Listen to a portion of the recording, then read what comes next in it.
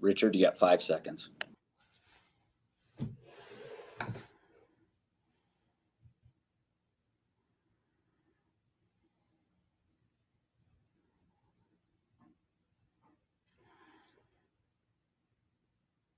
Good morning, everyone, and welcome to another series of IFC webinars. We welcome you today. We're graciously collaborating today with the Florida Division of State Fire Marshals as part of another great series from the International Association of Fire Chiefs. This webinar is going to focus on response to electrical vehicle battery incidents as a result of Hurricane Ian. Before we begin, audio is being broadcast using voice over internet protocol technologies through your computer, speakers, or headsets. Please make sure that your speakers or headsets are turned on and the volume is turned up. Audience microphones have been muted. If you experience any technical difficulties, please contact IAFC support at webinars@ifc.org or via the chat function, which we are monitoring throughout this entire presentation. The chat, Q&A, and handouts, which are at the top of your screen, are available for you to use as participants. In the upper right-hand corner, you will find the chat and Q&A menus. You are encouraged to share your comments and subject questions for the speakers who are presenting today. If the presenters have been provided with resource materials, they're available today also as handouts, and those are at the top also, and you can click in the handout material to do that, and they will be introduced throughout the program presentation today. We will also be utilizing some polls that'll be given, and you'll have an opportunity to provide us with some instant feedback to help drive questions and provide you with relevant answers for this emerging issue. I'd like to introduce our host today, Chief Joanne Rice, Acting Director of the Florida Division of State Fire Marshals. Chief Rice has been instrumental in helping us put this together. And today we are targeting Florida, but as you know, there's lots of other participants on this event, and we pray for the fast recovery for Florida. Chief Rice, over to you.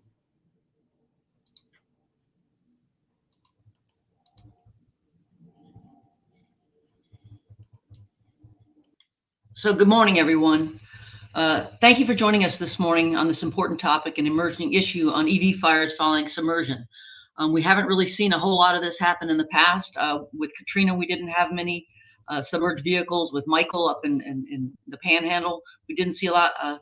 We did unfortunately see them back in Sandy in 2012, but not a lot of information came out about that. This webinar is a follow-up to our discussion last week with Tesla and NISTA about EV fires and a request by many of the attendees for additional training. We want to ensure you have up-to-date information to allow you to stay safe, be effective in your response, and keep your community safe.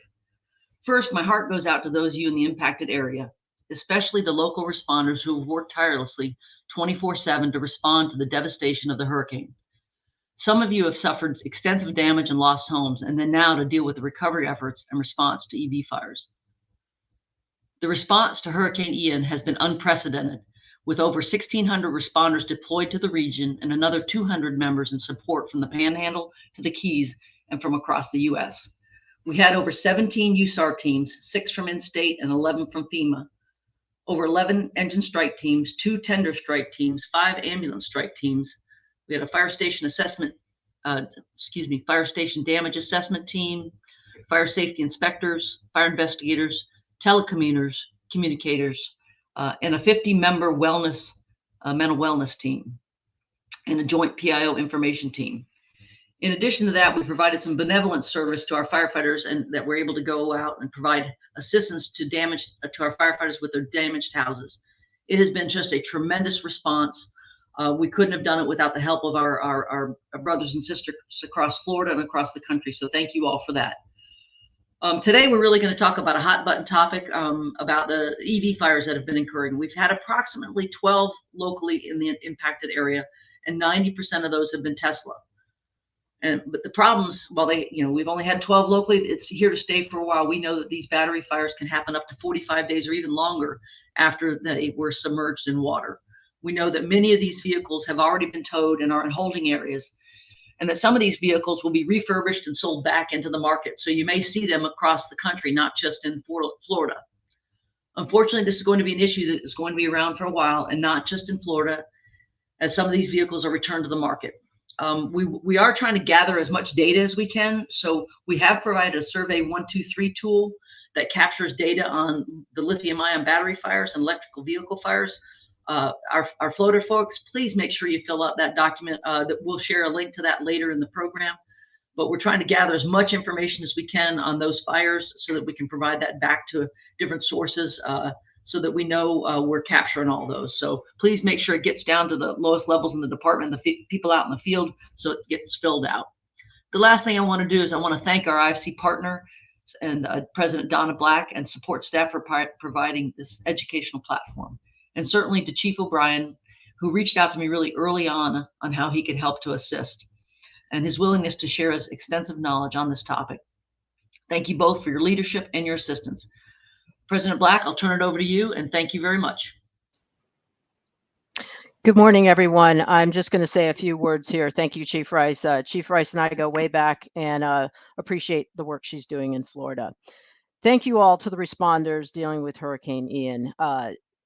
I live on the Outer Banks. We here with my firefighters, hopefully listening today, understand the impacts you're going through, and our hearts go out to you. And we also know the work you're doing. Thank you for what you're doing within your communities. And I know several of you are suffering your own impacts from Ian, and know that we are here for you, not just as the IFC, but as your firefighter family. And I've told Chief Rice, anything else we can do at the IFC level, please let us know. The emerging issue of battery technology and the impacts in the fire service are affecting us all on a normal day. And then you have the disastrous impacts of a weather-related emergency, and that's what brings us here today. We have Chief O'Brien with us here today. He sits on the IFC board, but what he does for the fire service, for IFC, his knowledge on code standards and this emerging technology has made us our #1 resource we go to when we have questions or we need to talk through these issues. So I am glad that he's here with us today to give us his insight on how it's not only going to help Florida right now, but all of us throughout the fire service. So Chief O'Brien, I'm going to turn it over to you, and know IFC is here for you all down there and abroad if you need anything. Chief? Thank you, President Black, for your kind words, and obviously thank you, Chief Rice, for getting us going today. And it's a big thank you, and we're here to work as quick as we can because we can only sit back and see how probably frustrated our Florida Fire Service is in just really trying to understand this topic. And over the next hour, we're going to dive into that. We've got some questions. And we know that a lot of people from around the country are dialing into this. But we want to thank the State Fire Marshal's Office in Florida for not only allowing us to work with you, but we're not going to go away, and we're here working alongside you all, really fighting to make sure we continue to get our firefighters and fire chiefs resources.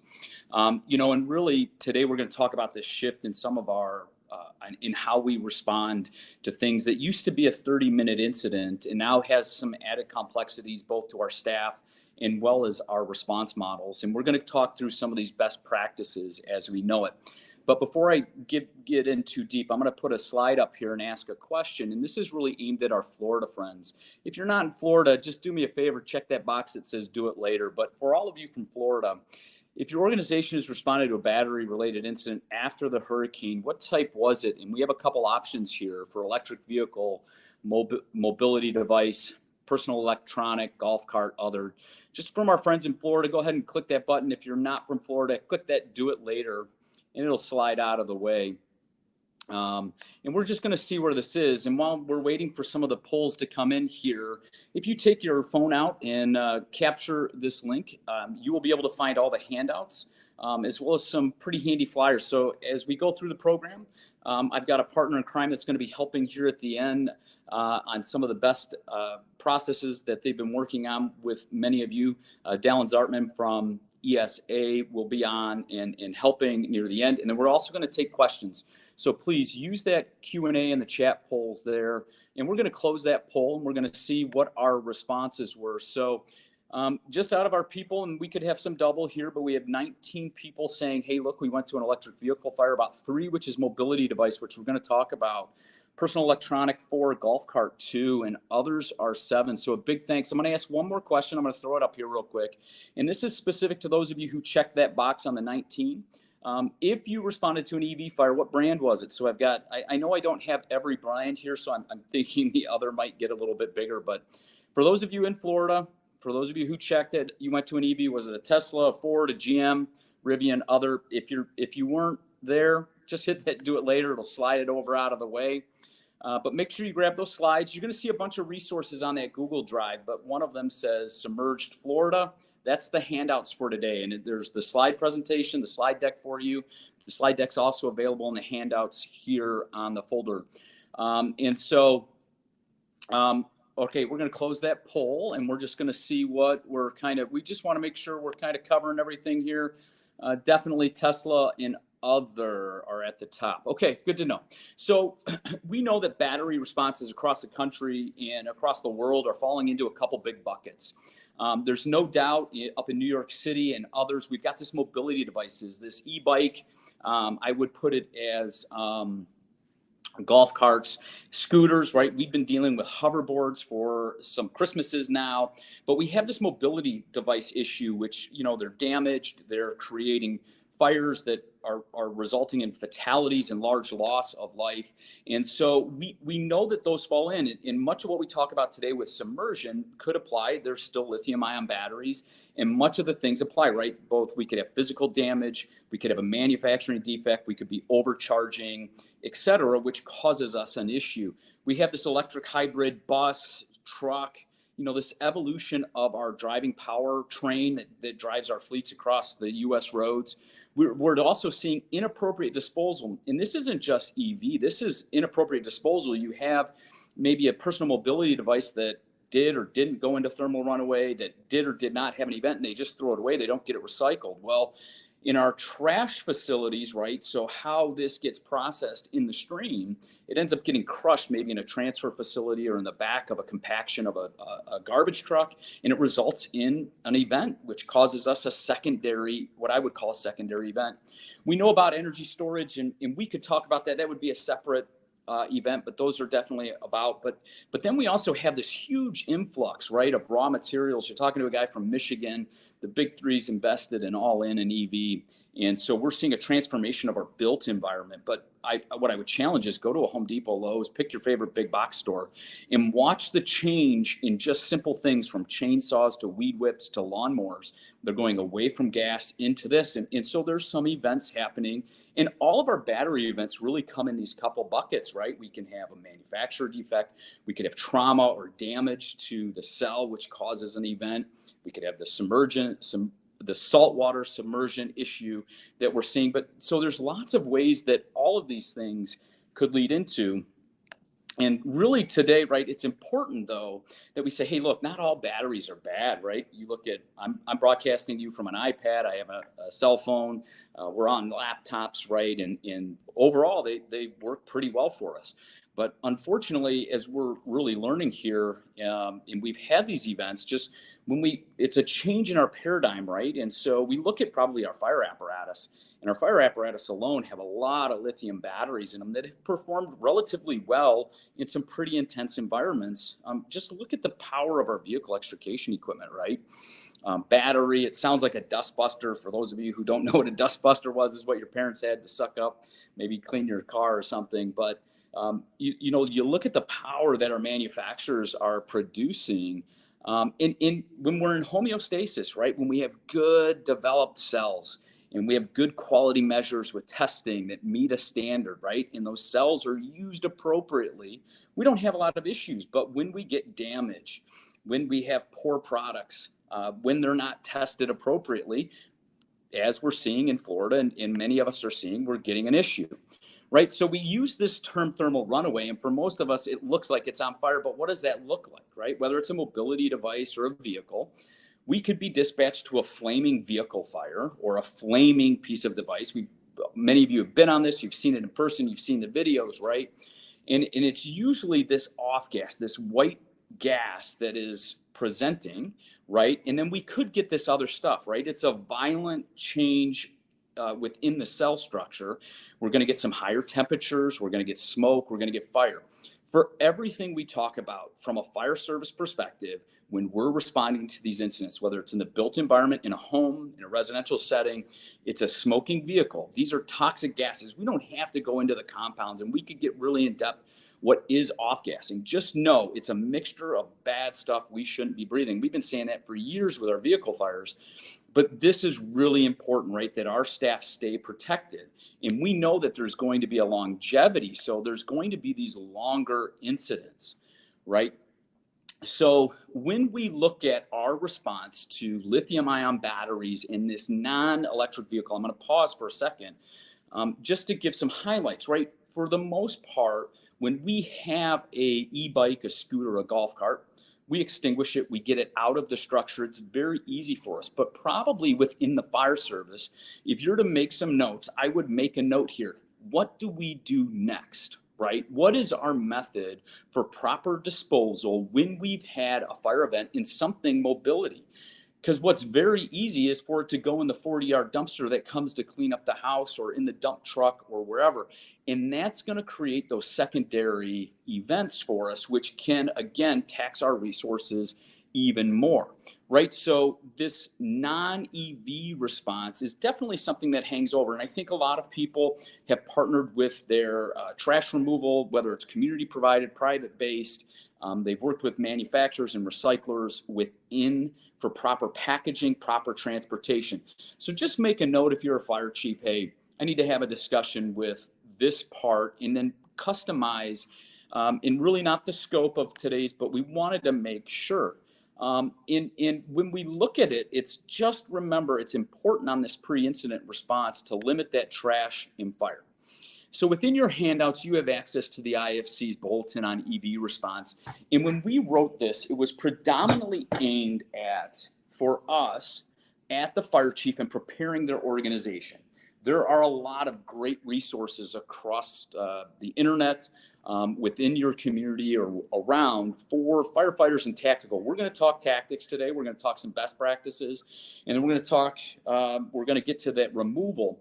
But we really wanted to start this discussion guide because a lot of what you're going to hear us say is there's some training for our firefighters, but then there's training that we have to talk with our law partners, our towing partners, and our community leadership so they understand what we're going to do. But there's a big focus here in what do we do in our techniques. And part of the training for the fire service is how do we change that paradigm? So we're used to engine compartment fires. We're used to compartment fires, and we can still get those. They're just in different spots.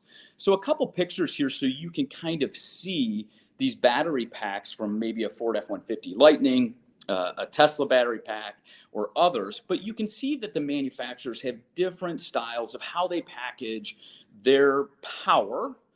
We know power right now in our gases or in our fossil fuel vehicles is diesel or gasoline. In this case, right, in our pure electric vehicles, we have these large battery packs, and they're made up of thousands of cells, and they're made of different things, right? And manufacturers are really working hard to make these very robust. It rains. There's salt on the roads up in Michigan. There's dust, there's dirt, right? So they really fight to not only make them good quality products that are going to last, but they have to sustain crashes, accidents, and others. So there's this robustness to this compartment that we're not used to in many cases, right? We know that the gas tank, the diesel tank, is a very robust thing. And in this case, our battery pack is very robust. Now look at where this is, and you can see that they're working. They've dropped this battery pack. It's underneath the car. It's underneath the seats. So there is no immediate quick access like we do with a hood, right? If we have an engine compartment fire, we cut open the hood, we have access, and short of maybe a busted tank, it's 500 gallons, 30 minutes, 2 to 3 people in a fire truck, and the incident's over. But here, we don't have quick access to get to those cells, right? When we look at a cell, when we can have direct access to a cell, we have a little bit different firefighting technique than when we're not. All of our manufacturers have created response guides. And the best way to stay current, because these change, is creating a resource through your organization for your staff specific to you. Now, there are plenty of areas where they have these resources as well. NFPA, Dallon's group has theirs. And what I would say is what is really important with the response guides for our firefighters is get them in the hands in which they can use them quickly. So if you have CAD, computer-aided dispatch, including that information and quick links on your home screen, on your CAD computer, so it's one click. And this is good for submersion, extrication, vehicle firefighting, and something as simple as somebody just locked in the device. You can see here, this is one of the examples of the Ford F-150s, and in the orange is showing you the high voltage areas. And I think in the fire service, we've done a really good job of saying, hey, look, you've got some no cut zones here, and you've got some different things from a vehicle extrication standpoint. Again, here's the Hummer. I'm not sure, but they're on the road up by us quite a bit. It's a very large battery pack. You can see where it is underneath. You can also start to see where they've got different areas that they can, for the powertrain, you can see where the motors are. But in this case, if you open up the hood, there might be a 12-volt battery there, and that's about it. It's a storage container now, really, for the most part. These are examples of some of the Rivian products, right? The one on the right looks like that app service that delivers goods to your home when your spouse orders them on an app.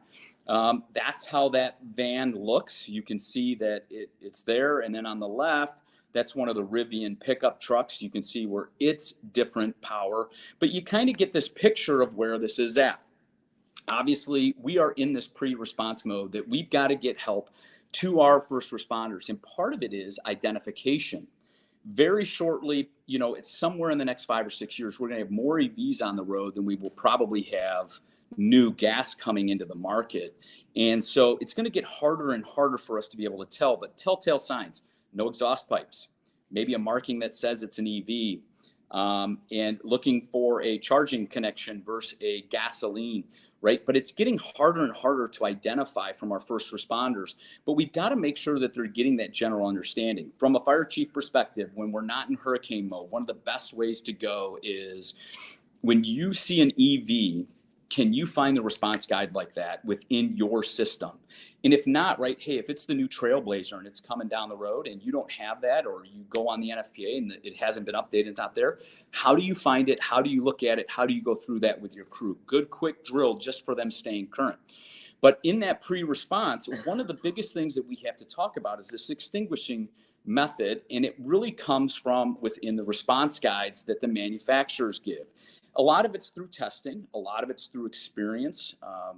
I think probably our crews in Florida are seeing more and more. So this is the Rivian response guide as it relates. I think this vehicle is called their EV1, I believe it is. But Rivian believes that electric vehicle fires are best addressed with defensive firefighting and management to the environment to minimize risk. Only attempt to extinguish a fire if you have a specific need to do so. This is new for the fire service. This is not something that we're really vested in. Now, again, there's a difference here in the language, and definitions mean something. We can still have compartment fires that are suppressed as normal, right? You put water when the contents of the occupant area catch on fire. Careless smoking. Some other reason that we have a fire within the compartment. In part, we're looking to see, did the battery pack get engaged? Are we seeing, are we smelling, are we sensing those other products that the battery pack has been engaged? But if you look at this, perform these steps to extinguish a vehicle fire. Wear the appropriate PPE. Use a sustained high volume water application. If water's not readily available, use defensive firefighting tactics. Use thermal imaging cameras, and they use a number here. At or below 212 is theirs, and then continue evaluating the structure and apply water directly to any exposed areas for it. And you can see they put a number of 24 hours, right? Here's another case, and you can see a couple things that come in this manufacturer in case of firefighting. Now, all the manufacturers use a very standard guide. You're going to see that some of the older EV models have not been updated to this response guide. So right? 6 is in case of fire, right? Do not submerge the vehicle to extinguish. Possible battery reignition, use large amounts of water, monitor the HV battery temperature for at least 24 hours. Now, it's not the fire service that has to monitor for 24 hours, but it's something that we have to watch. But if you really look here, right, you start to see those numbers, 3,000 to 8,000 gallons of water for cooling. Okay. Now, in this case, something very important that we're going to talk about, Tesla does not recommend the use of foam on electric vehicles. And again, we're applying water directly to the battery to cool, right? And you can see that Tesla starts to talk through some of this stuff in their guide. Lift or tilt the vehicle for more direct access to the battery. See chapter 2. Water may be applied from a safe distance if only natural openings exist.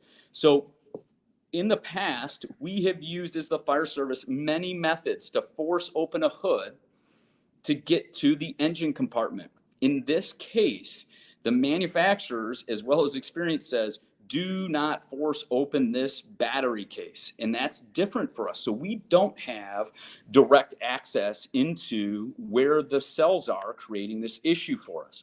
Another example, and this is, I believe, a GM product, high voltage warning potential, battery on fire will not explode.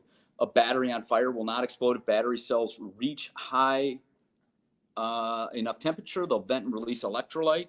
Gases emitted from the battery pack are toxic. Skin contact may cause irritation, potential for eye nose. Wear your SCBA if you're getting it. And then finally, use copious amounts of water to cool the battery and to extinguish a fire. Do not use an ABC dry chem. So if we have any law enforcement partners, use your extinguisher if you have a human trapped in the vehicle. Outside of that, it's really probably not going to get us anywhere. So in all of these guides, every manufacturer has these guides, and you're sensing probably this rhythm that they all have. And there's a couple things that we need to understand. So when it comes to the batteries, they all have high voltage disconnect procedures. We never get rid of the energy stored within that battery pack. And so from a fire service perspective, you know, we think we've got these cuts and these other things, but it's important that we understand what those disconnects do. And one of the biggest is it does not get rid of the energy in the high voltage battery pack. And so we have these various cutoffs and these various disconnects, and each manufacturer puts them in slightly different locations. So using those response guides to get in.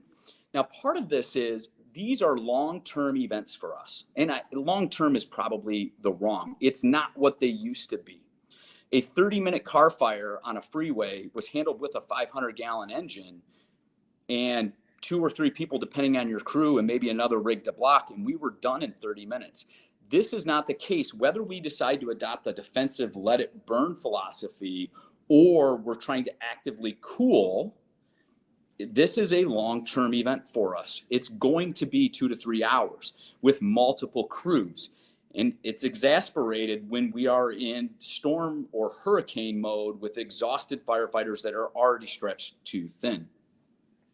So when we look at this, our incident commanders and first arriving, we've got to equip them for decision-making on what the first actions are, right? So do we have entrapment? Is this an issue because of submersion? Is this an issue because of operation, right? There's EVs on the road that were not submerged that are going to get in accidents today, okay? And our crews are going to respond to them, right? So do we have exposures? Do we have humans trapped? Is it actively charging?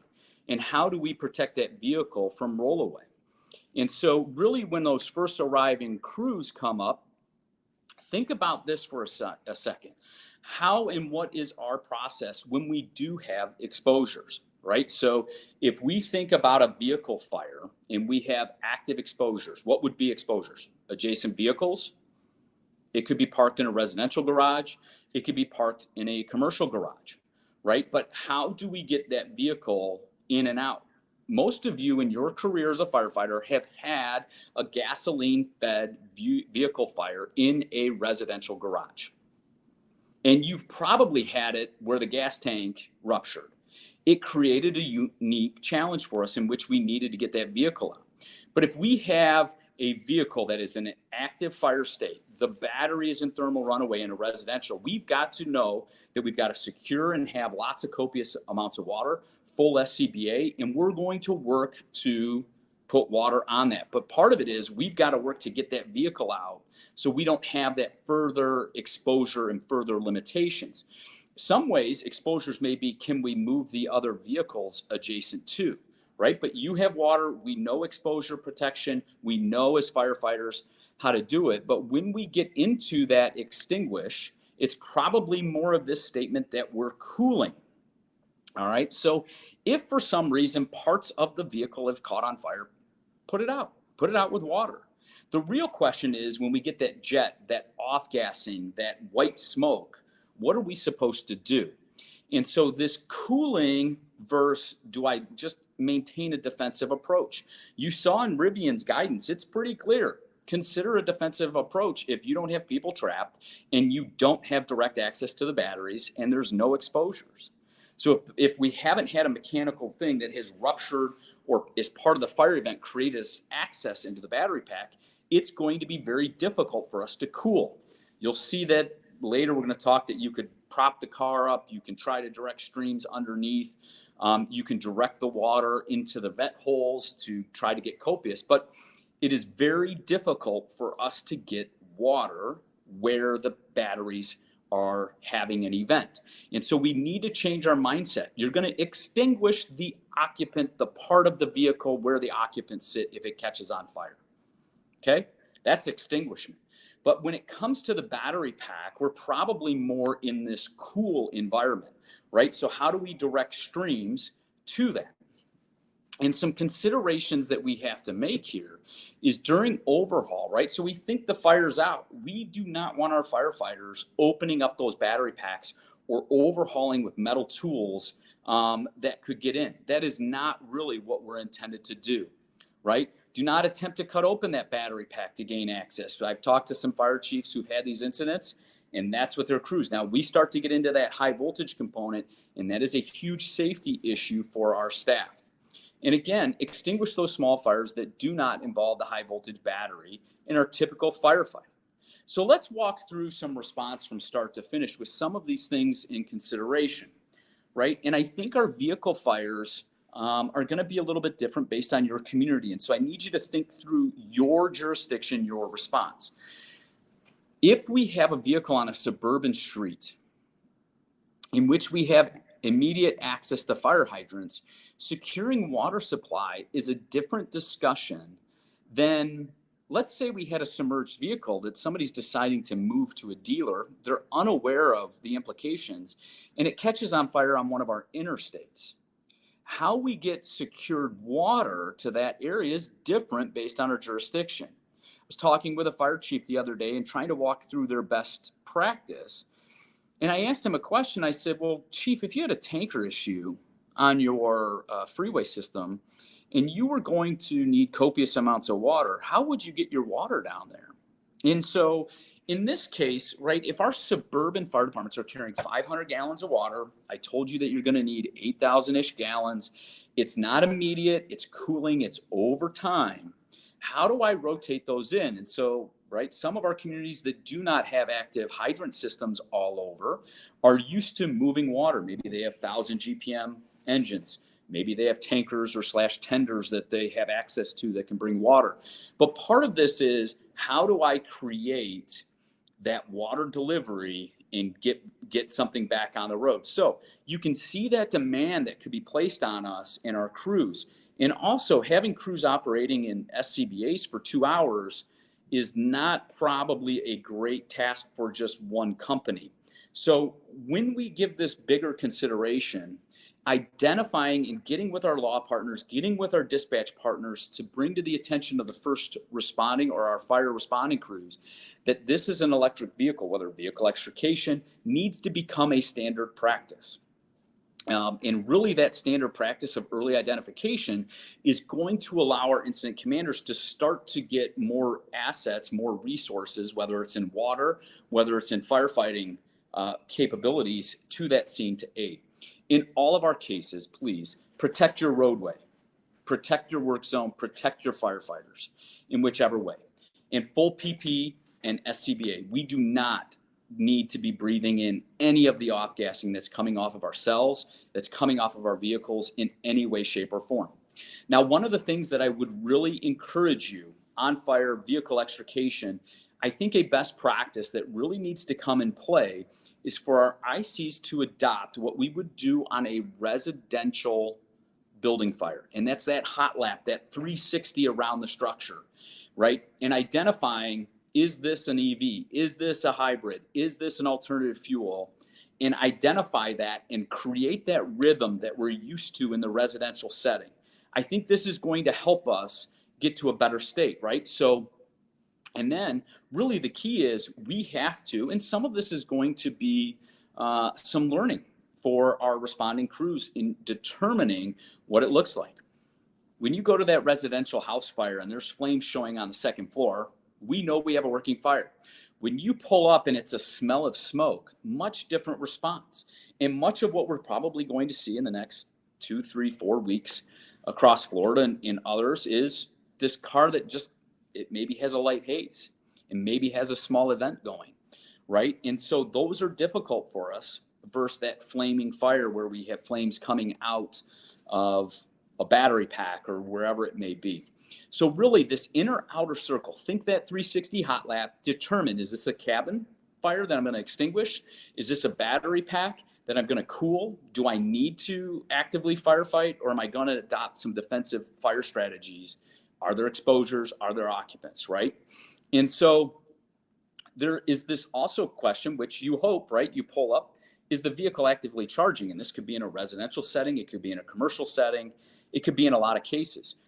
One of the biggest recommendations is if your vehicle was submerged, you do not charge it. This is a change in our community risk reduction platform, and our bias that are things that we have to change our messaging, our public messaging as prevention folks to our communities. So as we've discovered, right, if we stick with this theory that this hybrid, make sure that your responses, your assets coming in are matching what your IAP is going to be. Not looking for a big drawn out thing, but are we going to cool? Is this an active extinguishment because it's not the battery pack? Or is this the battery pack that this is going to be a long-term event? And so how do we go throughout this, and how do we secure and keep that going? In our cases of crashes, right? One of the things when it comes to cooling / extinguishment, our job, although more complicated, when the battery pack has had trauma, a severe accident, something else has caused an opening in the battery pack, and it's created a thermal runaway or a fire event, we can get water put through that hole, and that gives us that access that we've been looking for. If you have that access, go for it. It's a much different than a car on all 4 wheels that wasn't in an accident, that had some kind of maybe manufacturer issue that created, or the submersion issue. So regardless of our technique, right? If we're going into a defensive, your crews are still going to be spraying some water because other things are going to catch on fire that you're going to have to put out. You may be cooling this battery pack, right, to get that cooled. So you get to this state where the car kind of presents. It's not making any noise. You're not hearing any popping. You're not hearing any gurgling. You're not seeing any signs of fire, right? In part, what we're trying to do is watch with our thermal imaging camera. And your crews are going to have to get a little creative to get where that battery pack is. But what we're starting to look at is not only visually, but what's the temperature that we're starting to see? Most of the manufacturers today say 45 minutes. We want to allow cooling for 45 minutes before we go to the next and say, hey, look, this is now going to get handed over to towing or whatever thing that is. In the case here is, what is our thermal imaging camera telling us in temperature, as well as what are we seeing and what do our crews need to see? So what is that temperature? Well, you saw in the Rivian, they gave you a number. But right, a good rule of thumb, that 200 degrees Fahrenheit or less, we know we're in that active cooling state. Florida, and I'm going to not talk a lot about towing, but knowing that we don't have everybody on this call or on this meeting is not just from Florida. This is one of the more difficult parts with our towing companies. This can create us what I would dub an immediate secondary event. When vehicles are moved too quickly, when vehicles aren't moved carefully, or they're moved inappropriately, it can create a fire event because of the drivetrain. There's a lot of training that needs to be done with our towing companies, with all the battery, EV, and hybrid vehicles and new technologies that needs to take place. It's not just where they tow it to, but it's their processes in how they choose to move, right? Our tow companies are aggressive. They want to get that road cleared up. They want to get things going, but simple steps that, hey, we've determined we're not hearing noises. We're not seeing signs of thermal runaway. We're monitoring. And many times what happens at the 20, 30-minute mark, we get another cell that went into thermal runaway. We need to reset that clock again and wait till we're back to that 45 minutes of clear time. When we hand it back over to our tow company, right, we need to work with them in the thermal imaging category and really help them out. I'm guessing more and more of our tow companies are going to be buying thermal imaging cameras to help them, because when we get it on the flatbed, we want to make sure, again, that we didn't create or jostle an event. If you look at all the manufacturers, right, there's this very cautionary thing that we overlook, right? Tow companies are looking for, oh, I can't hook it. I need to, put dollies. I need to get it up on a flatbed. They're not always reading all of the detailed information. So I really would encourage you that the response guides specific are very big. I think our friends over with Dallin's group are really good, and I'm going to let him talk about that in a couple minutes. But I want to talk through some common questions that we're seeing, and I think all of us are in, okay, there has to be a better way, or I saw this in Europe. Okay, so we know that a manufacturer is making a product that pierces a battery pack. Every manufacturer has said, don't pierce our battery packs. And really that comes out of a safety issue, right? If we pierce the wrong thing, we could create a bunch of other cells going into thermal runaway that weren't, right? Can we get the product in the right spot? What happens if we hit a high voltage? And I think there's a lot of questions, but really, I think the crux at this device that is being sold to the fire service in many cases is every manufacturer is saying, don't do that. And I've got to take just my common sense tells me, boy, if I pierce the wrong thing, I'm either going to create more of an event or I'm going to create an event for my firefighters. What about this F500 or cell block or some other material? These encapsulator products have a lot of advantages in many applications. In EV vehicle firefighting, it's really not proven, but I think if you go back to when we went to that first part where I was reading the response guides from the manufacturers, the use of foam creates this blanket which can create and suffocate these gases that are very flammable. And if we create this blanket, we almost create this pocket that creates this worse situation. And more importantly, we're really just not seeing the testing with F500 that it's really covering.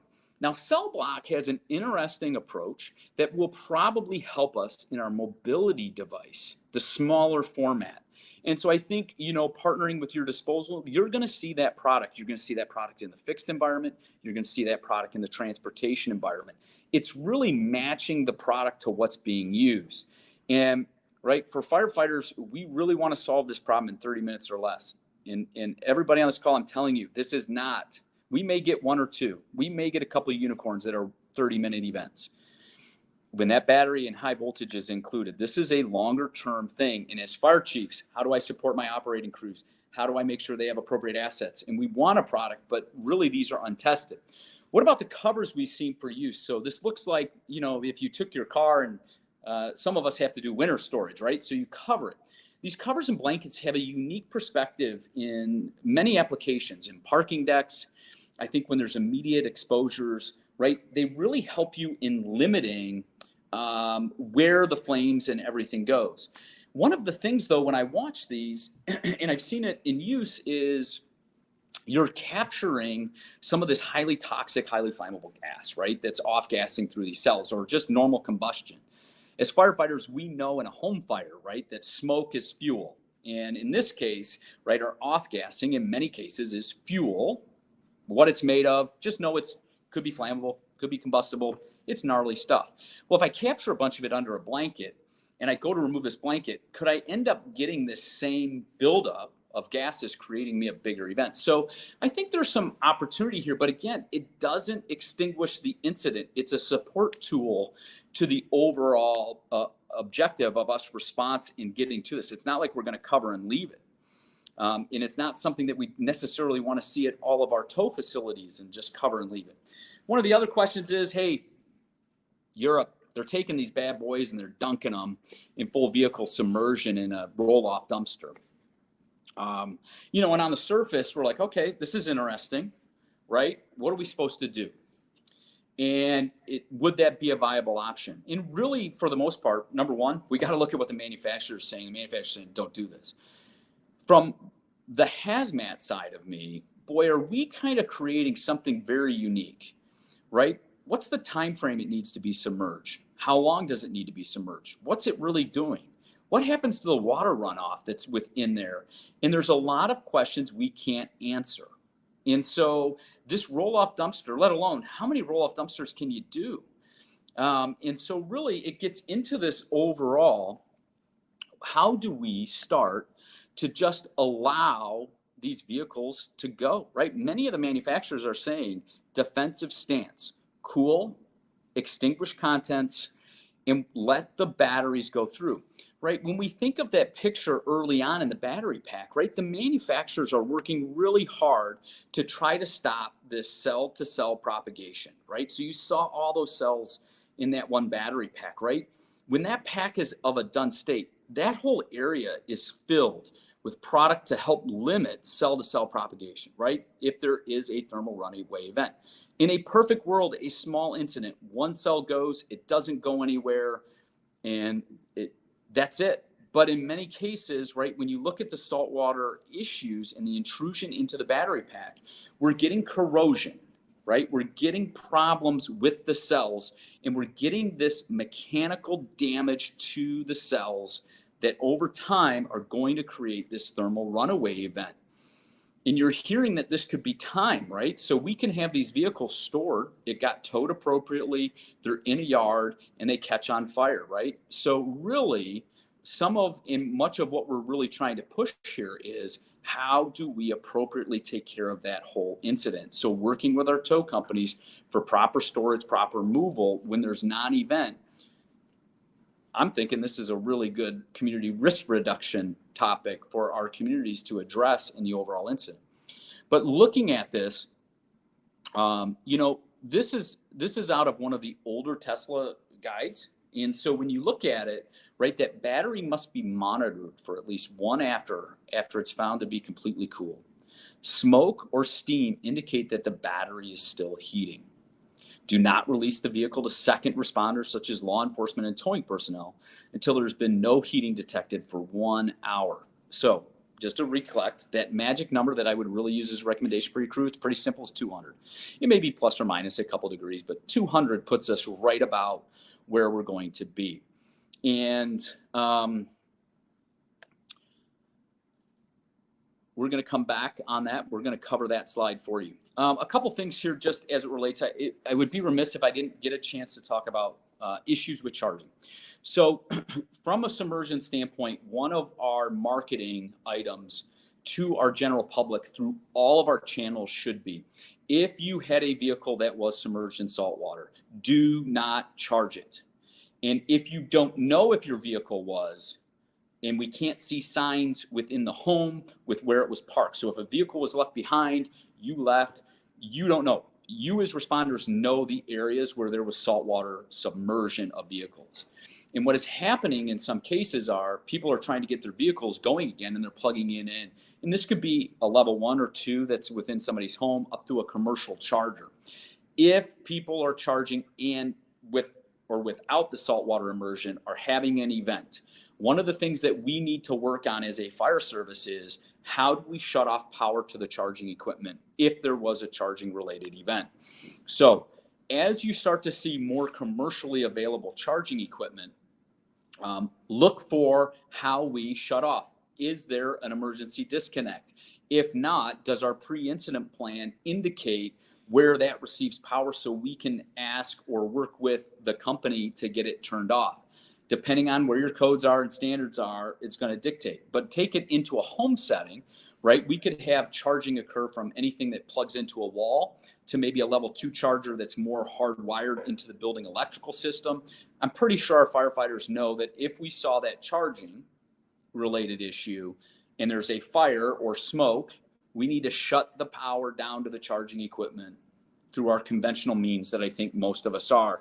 And some best practices really are we building it into our pre-incident plan, specifically in the commercial?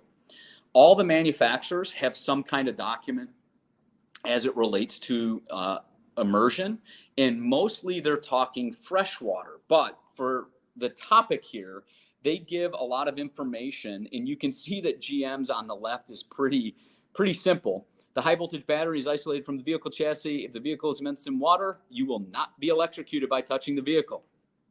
Now, here's the thing. How much of the vehicle do we need to touch if there's nobody trapped in it, right? But our firefighters all the time go on submerged vehicles. You can look on the right one. Ford took a little different approach in their language. And you can see where it's a little confusing as you kind of read through it. But vehicles that have been submerged in water may have potential risk of high voltage and electrical battery fire, therefore should be handled with increased caution. And so you can see that they give a little bit more guidance. But those best practices really do not ever attempt to charge a high voltage battery that has been submerged, is gasping, or exhibits signs of external damage. This is the same with our cell phones, right? This is the same with our computers. If your battery on your cell phone has a big bubble out the back, I hope you're getting it replaced, fixed, discarded appropriately, right? And the same would go with our EVs if we're starting to see some damage. So I'm going to pause, and here's what we're going to do for the rest. I'm going to hand it over to Dallin, who is just a tremendous resource. He's got some easy phone numbers for you all to use. And then we're also going to, I see a lot of questions coming in, so we're going to give up to probably the next half hour to answer some questions. And then we're going to leave you with the information that Florida is asking, specific for those of you in Florida for reporting. There's no doubt that any of us within our NFIRST program add a specialty box in your NFIRST program for checking if you had a battery related incident. There is nothing in NFIRST that really drives this. So special studies within your software are really big. So Dallin is a great asset to so many of us. And I'm going to toss the baton to him. He's going to talk for a couple minutes and is going to give you all some great information for resources. So Dallin, the floor is yours. Thank you, Chief O'Brien. Good morning, everyone. And Chief O'Brien and International, thank you very much for letting us be a part of this program this morning and helping present and support with some of this. We've been working a lot behind the scenes already in Florida, providing different levels of support to first responders, tow operators, recycling applications, and so on and so forth. Very, very quickly before we get through this, and I want to condense this to just action items, basically steps that can be taken during an event and post event, so that you all have the proper resources to get real-time guidance and real-time solutions to things. But let me qualify things quickly, just so that you guys know who is connected to these resources and where the information is going to be coming from. So we're a collaborative support mechanism comprised of Energy Security Agency, Energy Safety Response Group, as well as Call to Recycle and Lifecycle. And that provides full circle support for removal of batteries, handling of events, identification of hazards, all of the above. We are the, I guess I would say one of the collaborative leaders globally in EV safety services. And most of that is built out of almost a decade-long history of collaboratively running the world's largest large-scale destructive test lab. So everything that we're going to share with you guys today, we are all career firefighters that also integrate with engineers and technical specialists. We burn lithium-ion batteries on a weekly basis. And we do that through a variety of mechanisms: nail pen, overcharge, overheat, crush tests, ballistic tests, anything that you want to get into. And then we actively suppress them, do teardowns, breakdowns, collect really in-depth gas analysis, so on and so forth. We work with the OEMs. We test for the OEMs. We test for manufacturers. We write the ERGs for many of the OEMs and collaborate extensively in this field. So everything that we're going to share with you guys today is based on real-world, very scientifically driven data, and not stuff that we're extracting from a secondary source, and will be available for any questions you guys have as this continues to elongate throughout this course this morning. So very quickly, what do we want to see, and what are the big challenges we face within our phase of things? We've already kind of touched on this, all the different things that we provide as services. Compliance is a huge issue. There's a standard written by the Society of Automotive Engineers. It's standard J2990, and it outlines some pretty strong foundational interaction requirements for anyone interacting with EVs. That applies to collision industry, first responders, tow and recovery, so on and so forth. That is a primary driving template to make sure that all those entities are interacting with these safely. Objectives coming out of this and how we're going to address these problems. Number one, we've got to identify hopefully where these EVs are at, especially the ones that are problematic and have been submerged. And we've got to identify where they're going. If we're not tracking them properly, this is going to become a much bigger problem than what is currently in place. Our mechanism of interaction is the best tool to initially procure that. And then we're actively data sharing with a joint effort with state agencies and with federal agencies to make sure we're identifying these EVs and tracking these EVs. Transport of these vehicles post-incident, when you guys have interacted with them as a fire service, is very, very imperative, right? So we have to make sure that the tow companies that you're using are complying with what is necessary. Otherwise, you're going to have a problem on the tow truck as soon as it leaves the scene, as well as the storage application. So once they get them back to a yard, we've got to know what yard they're going to, how they're being stored in that yard. Otherwise, the AHJ in the area where their yard is, you're going to be responding to massive fire load potentials with vehicles that aren't being stored properly. And then we've got to have post-incident management. So if you guys have an event with a fire and you displace battery cells, across the roadway or within the structure, management of those cells, management of the cleanup of that compromised battery, so on and so forth. Those are all resources that we can provide guidance for and connect the dots on this problem that we're facing. So how does this work? We have a 24-hour hotline that's established. It's been in operation for about a year. The number is 855-ESA-SAFE. When you guys call that number, that will immediately connect you to a rescue specialist that also is very, very heavily trained and operates at our battery testing facility. We also do real-time response to stationary emergencies and so on and so forth. So you're going to get a very qualified expert on the phone. That qualified expert on the phone also has direct access to more highly qualified technical support from a supervisory role. And keep in mind, this is not just for EV response. So you guys can call us when you're interacting with a charger, when you're interacting with a Powerwall or a stationary system, or even micromobiles, whatever it is that you're interacting with that's lithium-ion battery based or energized. This is a resource for you. Okay. Once you initiate that call, what does it look like? Basically, all hazards are going to give you direct real-time interaction, whatever it is that you need. And obviously, this is a great presentation this morning, but although we're applying good general guidelines, it's really imperative that everybody understands every vehicle is different. The chemistries are different. The problems are different. When you arrive on scene and you're interacting with this vehicle or this micromobile device or this charger, the phase of fire behavior that you're in, which is a lot of what Chief O'Brien has talked about, whether you're early incipient phase, whether you're off gassing, whether you're actually in ignition and free burn phase, or whether you're post event, and now it looks like it's in a cooling mode, so on and so forth. Those all require very specific and different diagnostic tools, interpretations, and solutions. So being able to interact with someone real time and explain the event and what's occurring, and then get real time guidance based on that specific vehicle make and model and year is really imperative.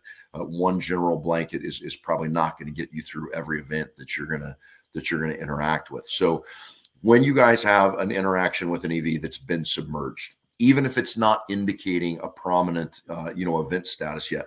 The fact that it's been submerged and we have exposure to salt water can create conductive pathways within the battery pack, within the high voltage assemblies, and all those pathways are most likely or high probability of going to result in a thermal event at some point in time.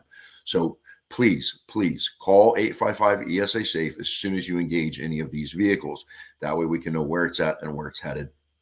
As the event unfolds, we'll give you guidance, and then we'll help you walk through the process of when is it safe to pass off to your secondary mechanism within the chain of custody.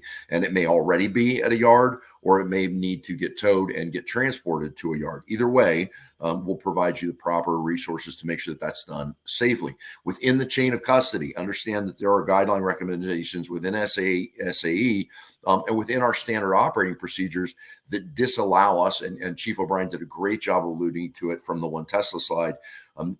We are not in a good position as the AHJ to pass off an unsafe vehicle, nor are we in a good position to pass off a vehicle that hasn't been cleared, hasn't been compliantly analyzed, goes on the back of a tow truck, goes down the road, and now you have a complete loss of the tow truck, or God forbid that vehicle develops a problem and affects other vehicles or exposures on the roadway.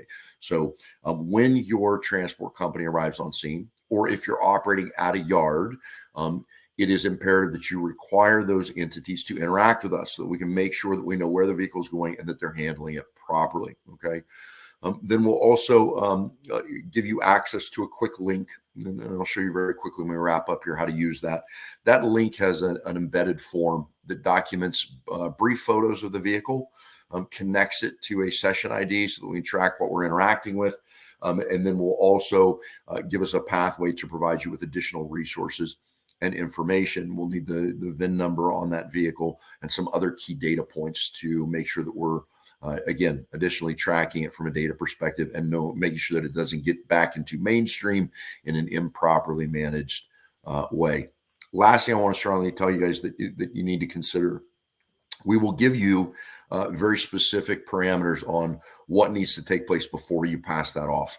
I would strongly consider in what we would call A to B transportations, which is point of event, towing company, now moving it to storage yard. I would strongly consider an escort at that period of time.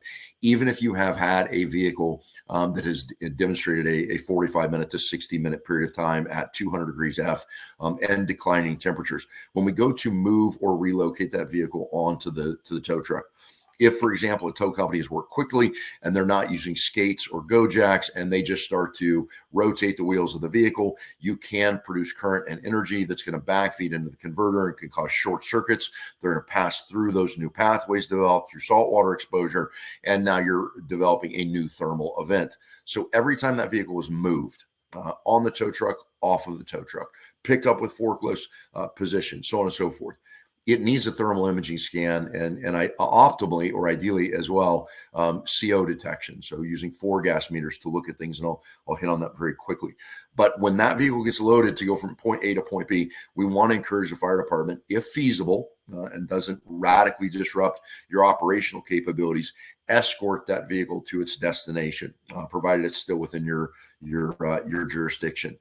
That way, if you do have an event and you witness an event developing through off-gassing or smoking, you can immediately have the tow truck pull over, offload the vehicle, and mitigate the risk before that also involves the tow apparatus. Okay.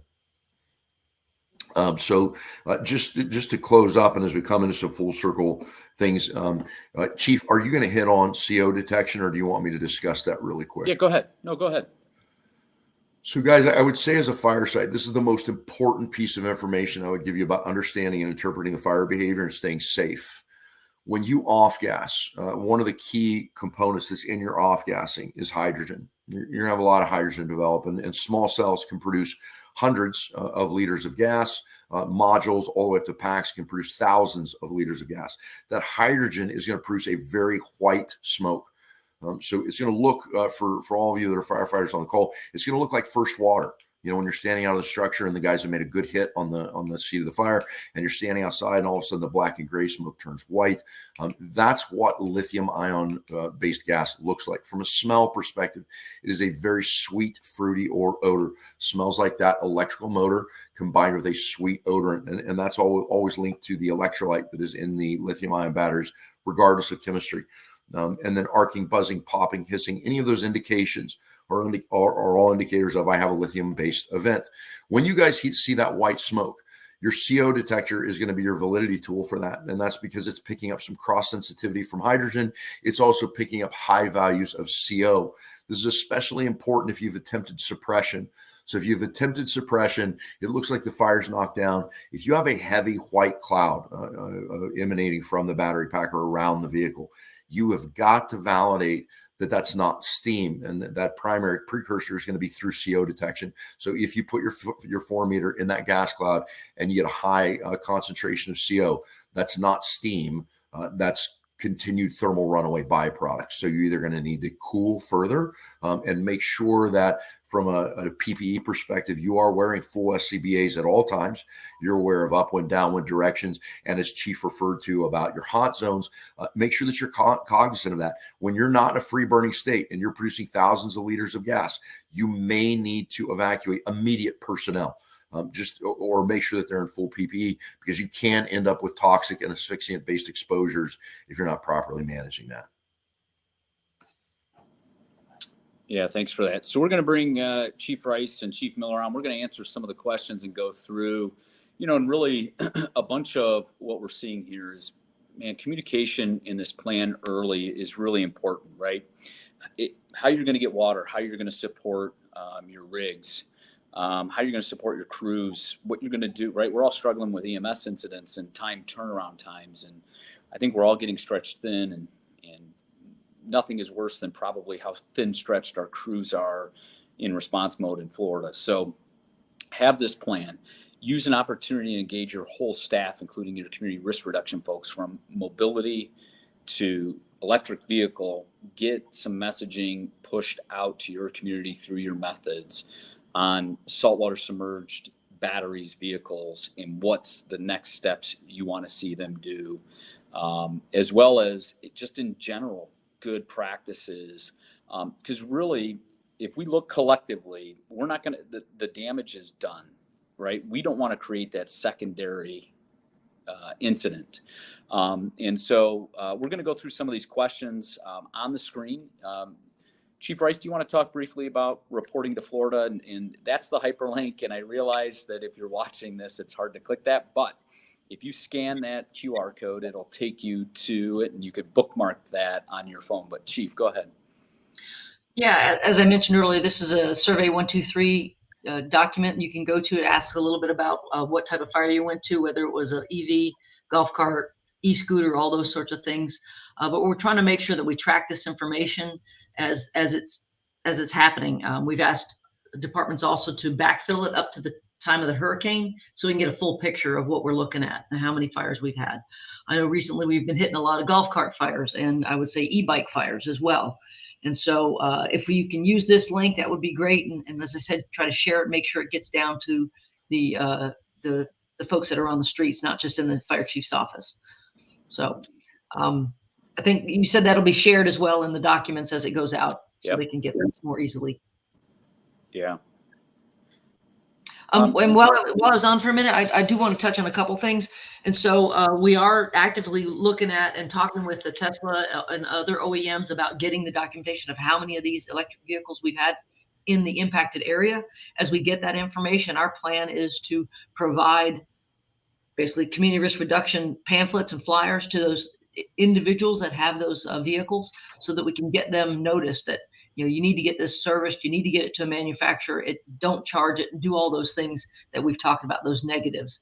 But the last thing we want are these vehicles to get out into the market again, get them refurbished and recycled, and then spread around the country. We know that's actively happening. So we want to make sure that they're treated appropriately, they're towed appropriately, and they don't get back into the market. And so as Chief Financial Officer and State Fire Marshal Jimmy Petronas has been pushing those dealers those marketing and manufacturers to get that information so that we can get it out to the public and do some appropriate community risk reduction outreaches. So I'll end with that for now, at least. Thank you, Chiefs. This has been a great discussion and presentation. We've had quite a few questions come in, and I think a lot have been answered in both the chat and the Q&A. A couple ones I'd like to push forward that haven't been touched on yet.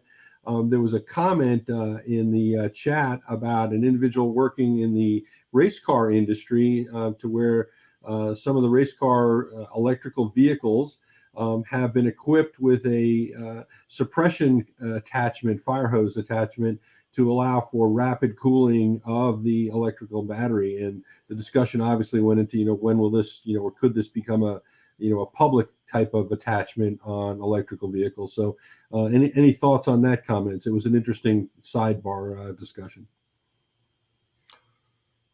Do you want me to hit that, Chief O'Brien, or you want to take that? Yeah, hit it. Yeah, go ahead. So guys, Society of Automotive Engineers oversees a lot of that and interfaces with the OEMs. There is a strong push to develop that mechanism. It does exist in 2 OEMs currently with new models that are coming out. And it's basically just a funnel. Think of it as a portal. You can open up a portal. You can flow water through the portal. It funnels directly into the battery enclosure and actively cools the cells. To help you guys understand just that overarching concept, we call it filling the bucket. If you cannot direct cooling water into the enclosure and fully submerge and actively cool the battery cells, as Chief O'Brien, walked through with you guys, you're largely ineffective at doing anything. Everything else is optics, right? We call it indirect cooling, and your likelihood of putting an impact on this fire event is slim to none. It also produces what we call dirty burning. So when you're clean burning and everything is igniting, your atmospheric conditions are radically reduced. As soon as you start engaging it with indirect cooling, you are going to produce gas. And that is any of the things that Chief O'Brien talked about. The encapsulators being a blanket or an agent, or even water. If you're not effectively cooling the cells, you are going to develop the COs, CO, CO2, hydrogen. You're going to have specific purging bursts of hydrogen fluoride at points in time, which is incredibly toxic. Again, he did a great job of trying to help illustrate to you guys, if you can let it burn, let it burn. The other options are going to be problematic. And no, that solution with the funnel and the portal is not widespread. It's not, overarchingly implemented at this point in time. It's largely prototypical at this juncture, but it'd be neat. It'd be great if we had that right now, wouldn't it? No, great. Thanks. I think that, again, just brings to light how this is continuing to evolve, and, different groups are doing different things. So another great question that came in, and I think you briefly talked about it as your resource hotline. And can you share that guidance document, Dalen, that we can yes, sir, have on the site, and then that way people will be able to gain access to that. Again, this is a collaborative effort, and I think that this really highlights the importance of utilization of resources that we can have as part of that.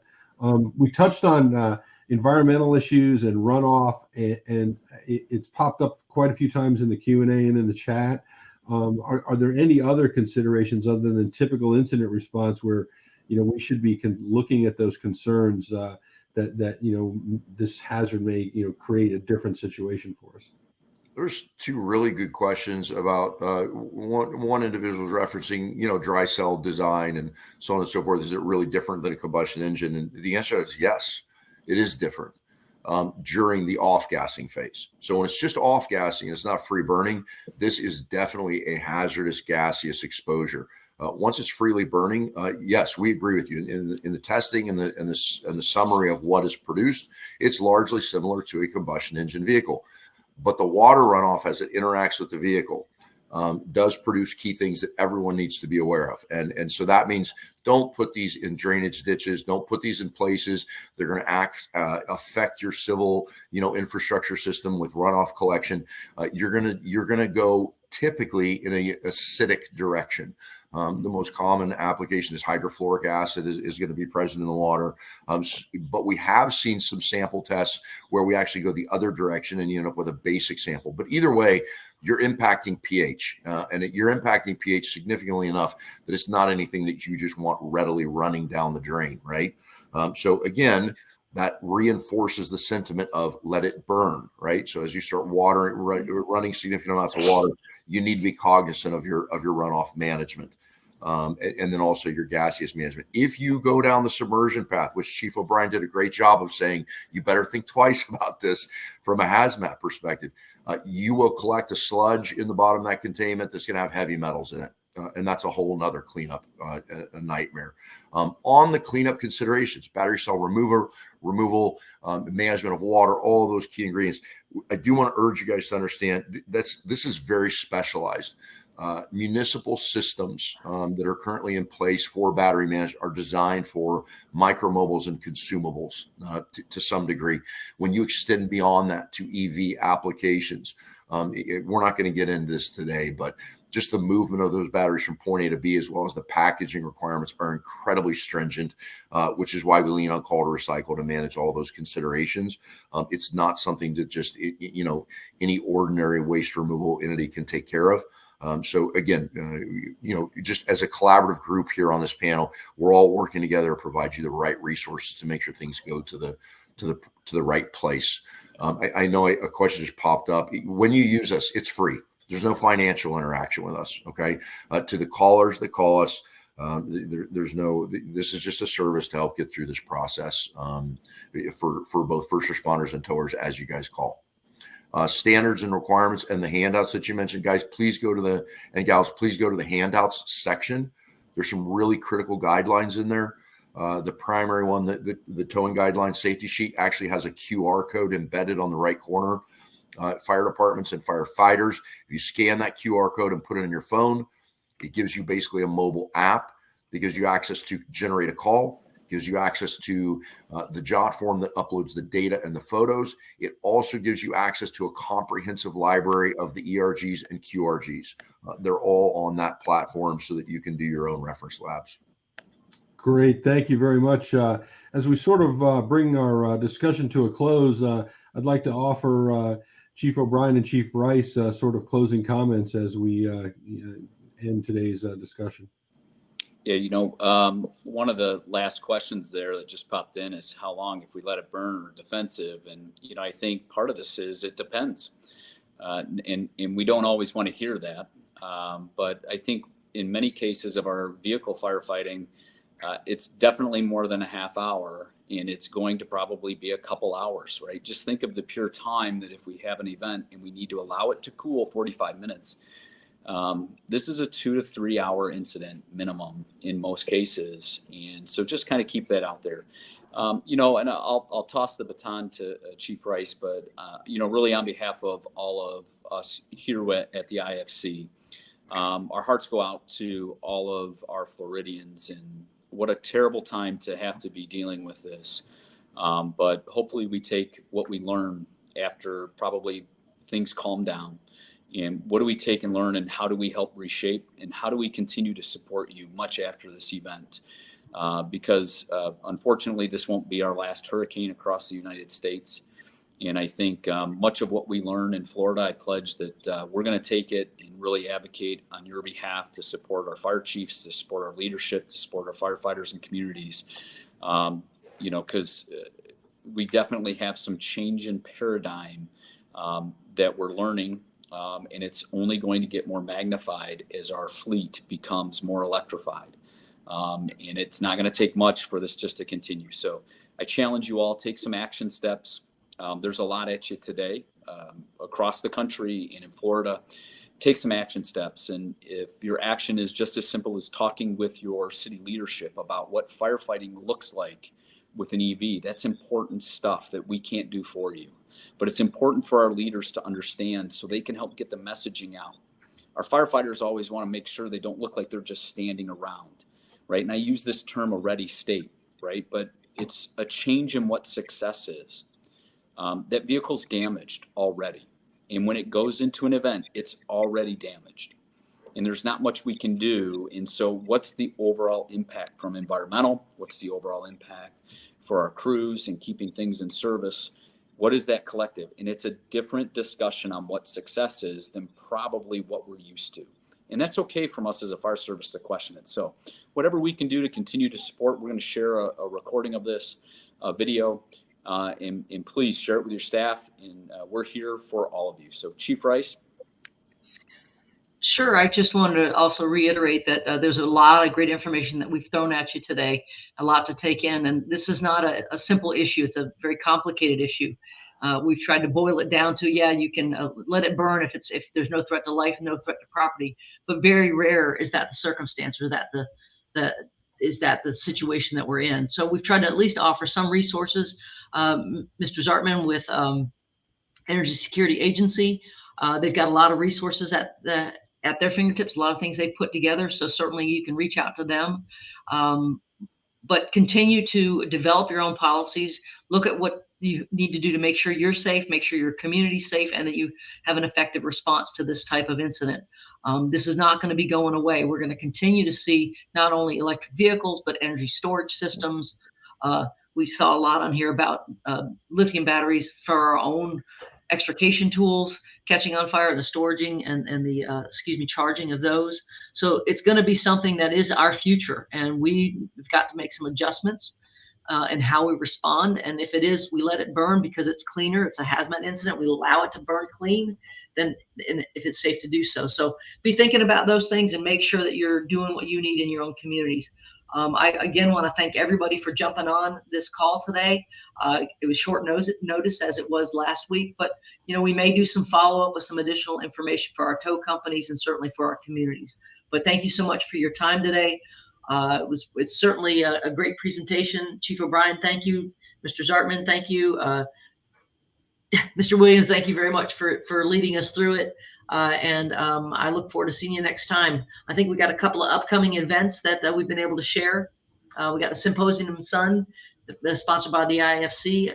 Certainly here in Florida, we have the annual Fire Prevention Conference. That's going to be in October down in Sarasota. At the end of October down in Sarasota. We have our Firefighter Safety and Health Conference. That's in December. The Wildland Urban Interface is coming up in Reno, Nevada. I'd like to come out and visit you on that. And certainly there's the Community Risk Reduction Leadership Conference that will be in Murfreesboro, Tennessee. So those are some great resources that are out there, some things that we'll probably have opportunity to have some conversations about some of the things that are happening right now, certainly at the majority of those conferences there. So everyone stay safe, and thank you so much to the IFC for putting this on for us today. Thank you so much, Chiefs. Please, everyone have a nice, safe day. And this brings to an end our presentation for today. The recording will be available probably by the end of today on the IFC website for everyone to download. All the handouts will be available at the end of this. And if you have any questions, please don't hesitate to email Chief O'Brien or IFC, and we will gladly do our best to provide you with relevant answers on this information.